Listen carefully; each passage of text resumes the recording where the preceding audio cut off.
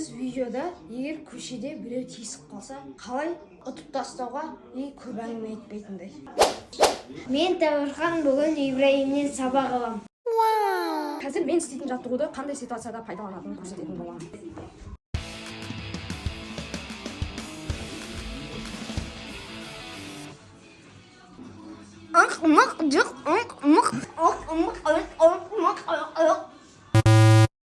Енді біз қазір сондай ситуацияда қалай шығып кететінін айтатын боламыз. Ең бірінші аяқтан ұстайтын боламыз. Екінші жамбастан ұстайтын боламыз. Осы сәтте иықтан ұстағанымыз қолды сразу оның қолынан ұстап аламыз. Осы ұстаған білекте осы тұрған жерде бірден осылай кіріп алатын боламыз. Біздің көтіміз жай тұрған жоқ. Біз көтімізбен оның ішін бүйтіп қаламыз. Ішінен бүйтіп қалу керекпіз. Сол кезде қолынан тартып қалып құлатамыз.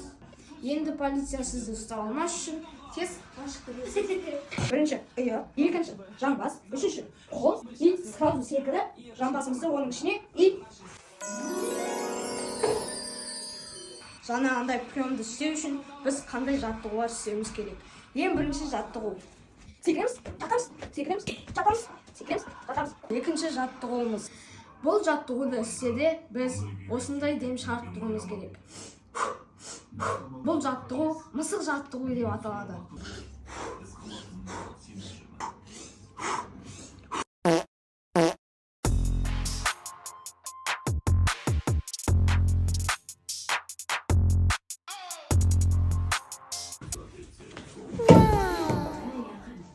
Адамды құлату үшін осындай жағдайда істейміз.